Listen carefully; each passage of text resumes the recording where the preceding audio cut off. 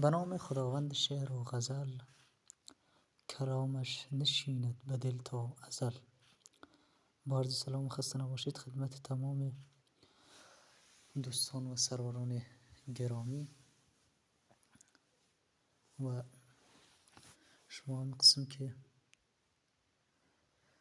میبینین یه اولین ویدیوی من در کانال است، در کانال یوتیوب.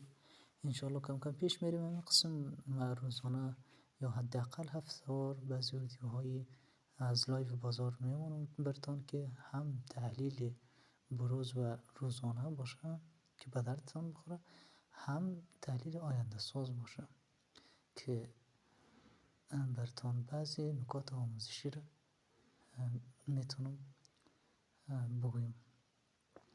خب دوستان قسم که میبینین بازارها، این بازارها که هستن بازارهایی هستن که غیر قابل پیش بینی هستن. چیزی نیست که کسی میتونه این رو پیش بینی کنه.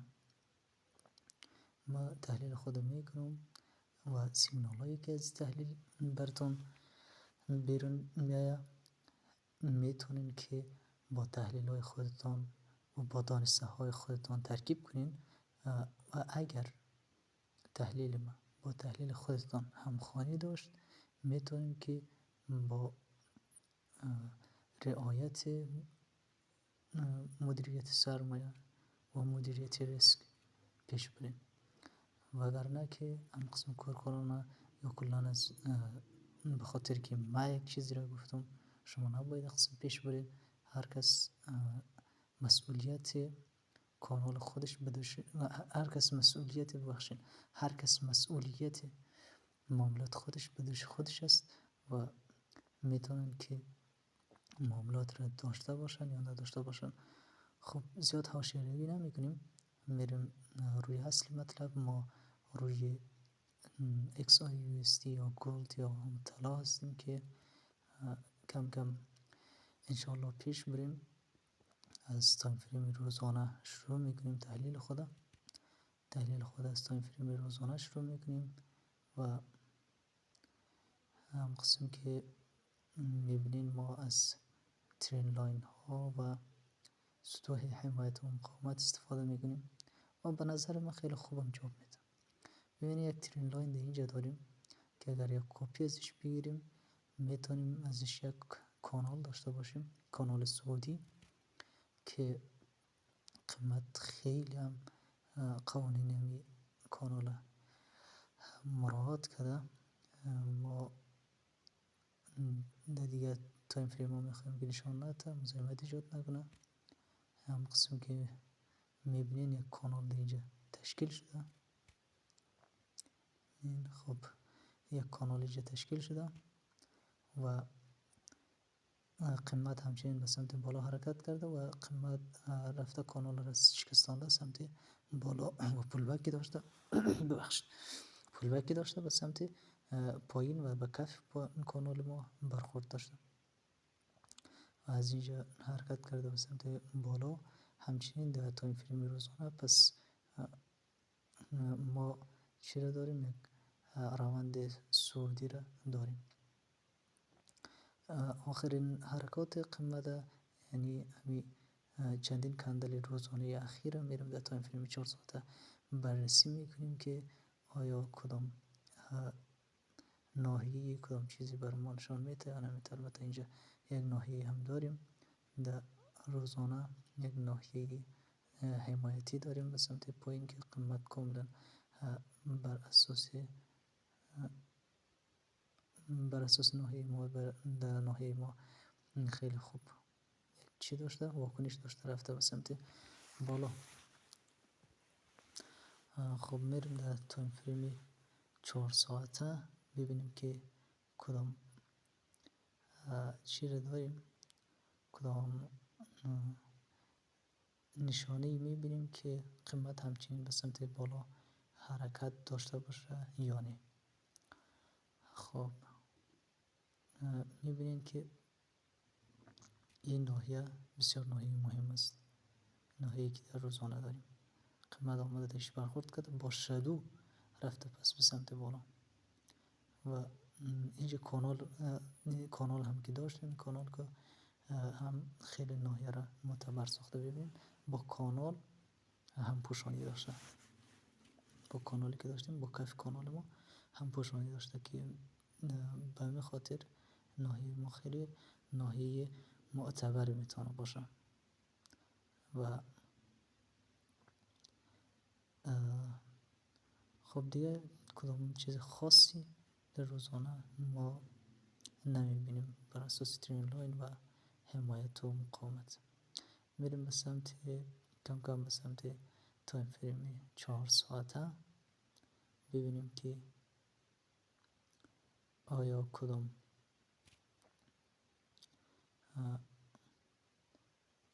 نواحی در 4 ساعته هم داریم یا نه. خب میبینید که در 4 ساعته ما یک ناحیه اینجا داریم، ناحیه داریم، یک زونی داریم که قیمت آمده در ناحیه ما برخوردی داشته و حرکت به سمت بالا، حرکت به سمت بالا. کدام ترین لاین خیلی معتبر، البته کلا اینجا ترین لاین نداریم، حرکت ها شارپ بوده، کدام هیچ ترین لاین اینجا دیده نمیشه، فقط یک ناحیه داریم که قیمت آمده درش برخورد کرده و رفت. تایم فریم 1 ساعته را این قسم که میبینین، تایم فریم 1 ساعته ما البته یک ترین لاینی داریم، یک ترین لاینی داریم که از کجاست؟ از این اینجاست. یک ترین لاین داریم که ترین لاین ما را به سمت بالا، ترین لاین نزولی داشتیم که ترین لاین نزولی ما را به سمت بالا شکستانده. اگر از این ترین لاین خود یک تا کپی بگیریم و پایین بگذاریم، یک کپی اگر بگیریم باشه که ما ایره دیگه تایم فریم ها مزاحمت ایجاد نکنه، یک کپی میگیرم دیگه پایین میمانم. میبینیم که بسیار کانال تمیز تشکیل داده بر ما و ببینین این کانال ما رو به سمت بالا شکستانده و ما از اینجا یک ناحیه هم داریم، یک ناحیه یعنی بالا در اینجا داریم که ناحیه بر ما مهم است. برای معامله نه، برای معامله این ناحیه اصلا مناسب نیست، حتی اگر کدام چی میته، حتی بر ما اگر تجدیدی میتم دو ناحیه ما ورود نداریم. این ناحیه پایین اینجا قیمت دو اینجا رفت آمد پس پایین در اینجا برخورد بکنه از اینجا، چون ما ترین لاین ما شکسته شده به سمت بالا، یک ترین لاین نزولی داشتیم به سمت بالا شکسته شده، پول بک به ترین لاین هم گفته میشه. یک ناحیه هم اینجا داریم که ناحیه ما نسبتا ناحیه خیلی معتبری به نظر میرسه و از اینجا میتونیم که اگر تأییدیه داد، نه اوردر نمیگذاریم، ما اوردر نمیگذاریم، فقط تأییدیه اگر داد، تأییدیه اگر داد ما میتونیم یک معامله بای داشته باشیم از این منطقه. خب اگر قیمت ناحیه بالایی رو و باکس بالایی ما رو رد بکنه به سمت بالا بدون اینکه پول بکی داشته باشه به سمت پایین، ما ناحیه پایینی ما خیلی معتبر نخواهد بود. اینجا هم یک ترین لاین البته داریم، یک ترین لاین در 1 ساعته اینجا هم داریم که خیلی وقت پیش بوده و قیمت خیلی خوب به این ترین لاین ما چی داشته؟ احترام داشته و قسم که میبینین یک بار چندین بار قیمت دیش برخورد داشته، آخرین برخوردی که داشته ببینید چقدر پشتاب بوده و دوباره یک حرکت پس به سمت پایین اصلاحی داشته با برخوردش و دفعه بعد آمده چیکار کرده؟ دفعه بعد آمده همین قیمت ترین لاین ما را به سمت پایین شکستانده. میبینید بعد از یک ترین لاین ما را شکستانده، میبینید این ناحیه ما میشه، این ناحیه برای چی؟ برای یک ناحیه سلزون گفته میشه دیگه، ناحیه سلزون و تا قیمت ایش نرسه ما خیلی روش حساب نمیکنیم، ولی یک دنجر زون بر ما گفته میشه. یک ناحیه هست که قیمت ببینین چندین بار آمده ترین لاین اومده چی داشته؟ واکنش داشته، شارپ آمده دفعه آخری یک برخوردی داشته، پس پول بک داشته سمت پایین آمده در زیر ترین لاین ما یک گره ایجاد کرده و ما یک گره با عنوان یک باکسی در نظر میگیریم که انتظار داشته باشیم قیمت با برخوردش یک واکنشی داشته باشه و بعد از همین باکس پایین تر از این باکس ما ببینین مومنتوم کمتر شده نسبت به کندل های قبلی مومنتوم بازار کمتر شده. میبینید خیلی واضح دیده میشه و به خاطر ما منبع از این حرکت کم مومنتوم در نظر میگیریم و یک ناحیه بر خود رسم میکنیم. چی داریم اینجا؟ یک باکس خیلی معتبر در بالا هم داریم. پس نتیجه همین شد که قیمت به پایین اگر برخورد کرد پول بکی داشته و نتیجه حرکت کنه به سمت بالا. تارگت ما هم چی میشه؟ تارگت ما هم باکس آخرین باکس میشه که باکس بزرگتری که این بالا کشیدیم از اینجا تا سمت بالا اینجا. خب تارگت ما بالا میشه. انتظار امیره داریم که پول بک کنه در اینجا و قیمت بره سمت بالا. خب دیگه کدام؟ فقط این ناحیه است که برای ما مهم است و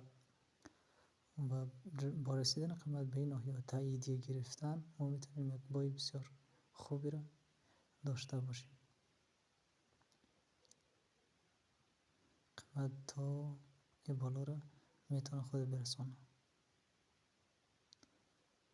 و ما بریم در تایم فریم پایین تر.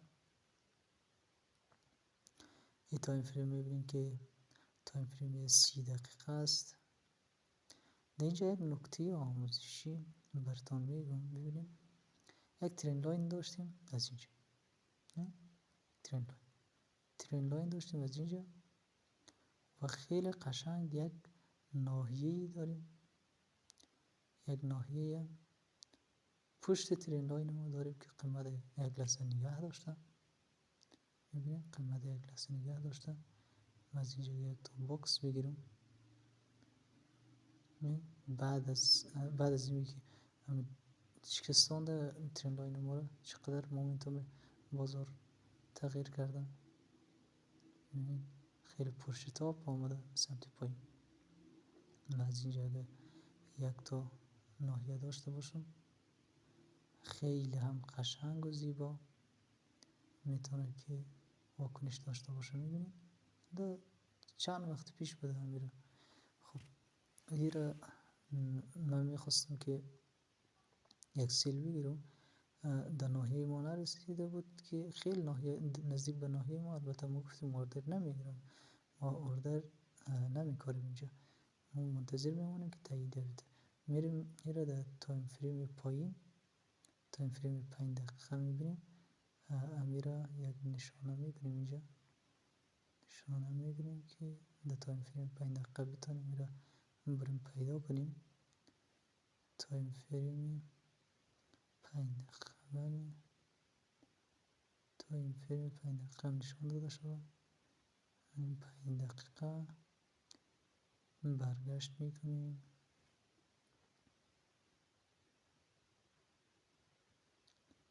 برگشت میکنیم ناحیه خود پیدا کنیم. این اینجاست، این ناحیه ماست. میبینید ناحیه ما چقدر قشنگ قیمت آمده، واکنش داشته و یک ترند لاین هم در اینجا داشتیم و ترین لاین هم از اینجا داشتیم که تقریبا یک مثلث بر ما تشکیل داده، مثلث سمت بالا شکستانده آمده. پایین در اینجا یک قیمت یک کم رنج زده، کم اینجا رنج زده، ببینید قیمت یک رنج زده، های زده تا های اینجا زده، از اینجا یک های لوی بسیار کوچیک اینجا زده، ببینید های لوهای کوچک اینجا زده داخل از این باکس. ببینید داخل این باکس اگر در اینجا ببینید شارپ آمده، بعدش اینجا شکستانده، های لو و های و لو و های و شارپ آمده شکستانده. اینجا ما اینجا یک سل لیمیت در این باکس که میبینیم، سل لیمیت اینجا میگیریم و در های بالاترین های استفاده میکنیم. سل لیمیت اینجا داشته باشیم و میبینیم که قیمت در باکس ما نرسیده و حرکت کرده سمت پایین. ما ممکن است که بعضی اوقات روزها حتی هفته ها ما چی میمونیم منتظر بمانیم که همچین یک ناحیه‌ای بر ما ایجاد شود. این ناحیه هم بعضی وقتا چی میشه، یعنی مثل ما اوردر خود میکنیم در اینجا اوردر ما رو فعال نکرده میایه به سمت پایین، به سمت پایین میایه، اصلا کدام هیچ معامله‌ای بر ما باز نمیشه. معامله گری توی داری صبر و حوصله زیاد میخواد. ببینید چقدر روزها صبر میکنی تا همچین یک ناحیه‌ای بر تو ایجاد شود، آخرش هم چی میشه؟ آخرش هم اصلا بدون هیچ معامله خارج میشی و این یک ضعف نیست، این یک قدرت است، این بسیار یک توانایی بالاست که صبر کنی آخرش هم اگر حتی معامله تو را بازم نکنه تو معامله ناحق و نواحی سوخته شده را دوباره به خاطرش خود قربانی نکنی و معاملات ناحق نگیری. ببینید از اینجا می اومد پایین، آمده پایین و خب معامله ما را فعال نکرده. اما قسم ای تو یک موقعیت ها زیاد پیش میاد و باید صبر داشته باشیم. صبر. خب ما نواحی که اینجا داشتیم بسیار بر ما های اهمیت بود. ببینید یک مثال بود، یک مثال از گذشته بازار. در لایو بازار هم ما داریم، در لایو بازار هم ببینید من امروز براتون یک لایو هم انشاءالله که شاید بتونم برم اگر موقعیتی ایجاد کرد بازار. خب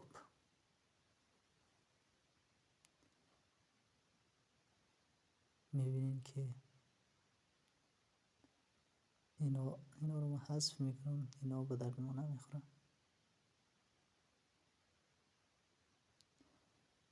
خب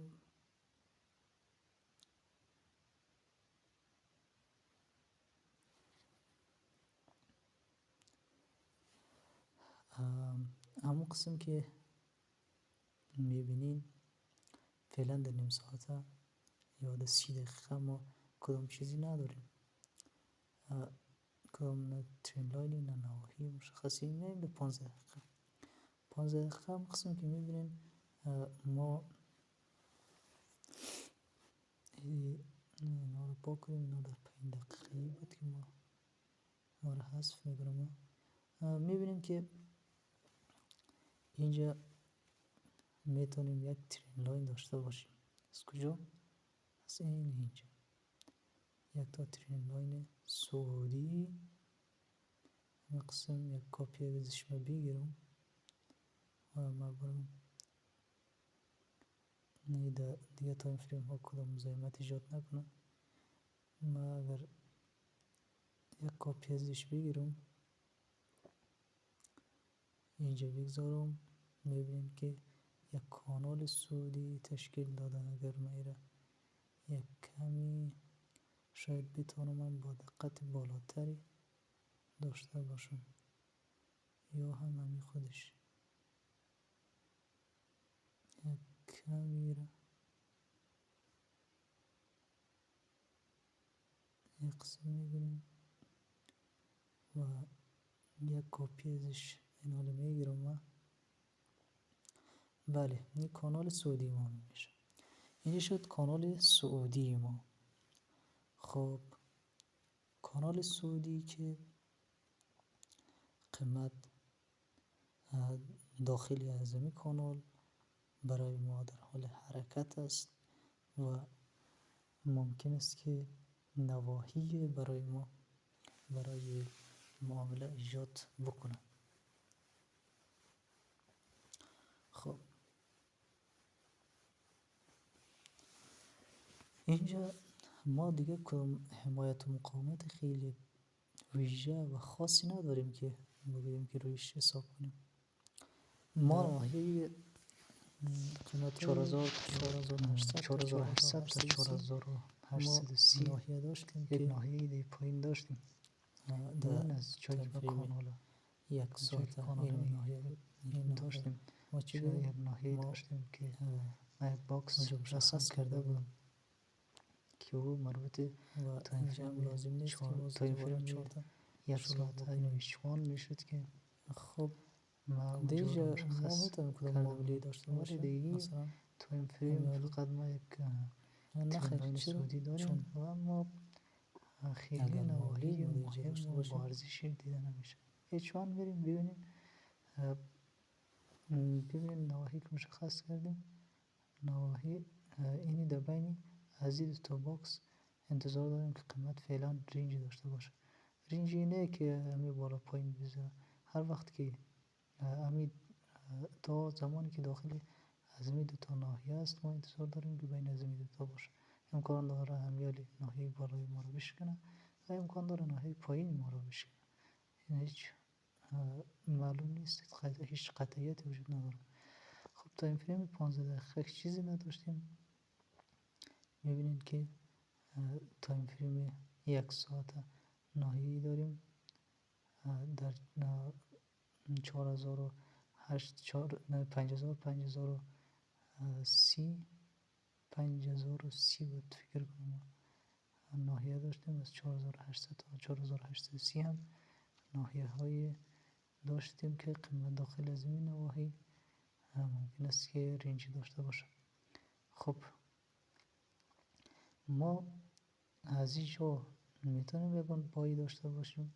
بعضی از اینجا میگه خب یک کانال داریم دیگه سعودی است، از اینجا میتونیم یک بای داشته باشیم. اگر تو اینجا بیایی یک بای بگیری باش که اینی رو بیارم بیاریم بای. اگر اینجا داشته باشیم یک بای استاپلاس خدا کجا میمانیم؟ استاپلاس باید اینجا باشه. تارگت ما دیگه حد اکثرش میشه اینجا که حتی یک بدور هم بر ما نمیده. ما یک به 3 و بالاتر میگیریم. ما ریسک ریوارد یک به 3 و بالاتر از یک به 3 میگیریم. پس ناحیه خاصی بر ما در اینجا دیده نمیشه. خب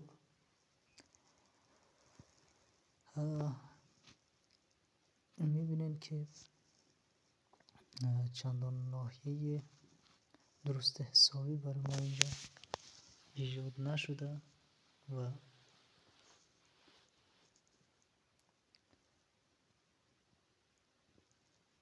وقتی که اینجا ما هیچ ناحیه نداشته باشیم، این ناحیه بود که در تایم فریم 4 ساعته می رو مشخص کرده بودم.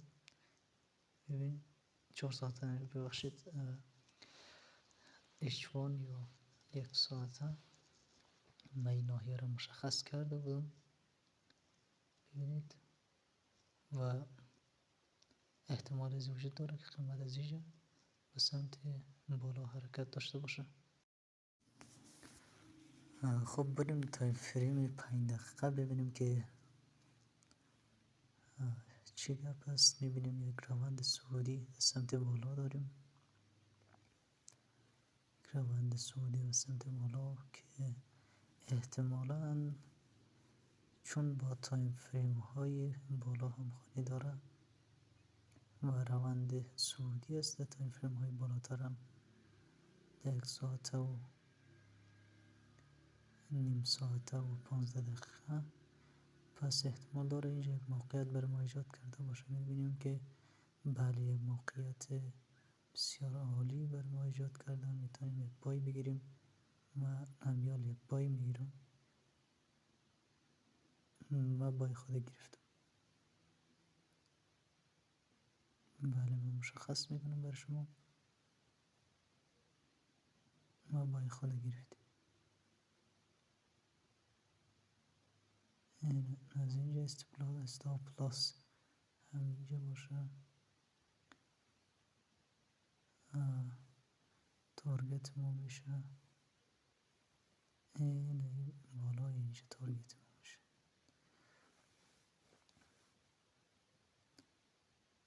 ما با مدیریت ریسک و مدیریت سرمایه وارد شدیم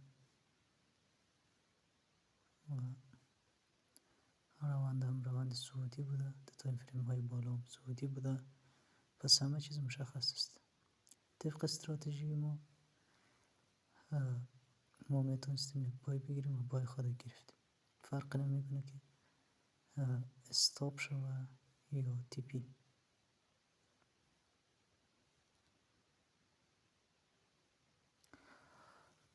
خب ما فکر کنم که ما بالاتر وارد شدم. به ما ریسک بریواردی ریسک بریوارد نمیده، به ما ریسک بریواردی 4 میده.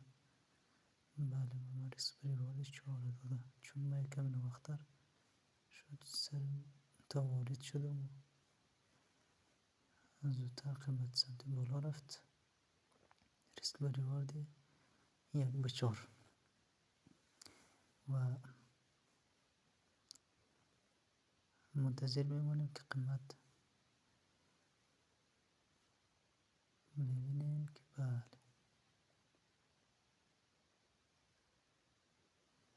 و ما براتون نتیجه معامله را میمونم. باز براتون نتیجهش میمونم.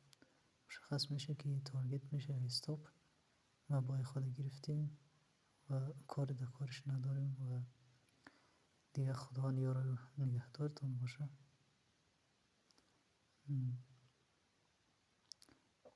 دیگه حرفی نمانده دیگه. ما تحلیل خود کردیم، تایم فریم 5 دقیقه آمدیم، موقعیت داد بر ما و ورود هم داشتیم.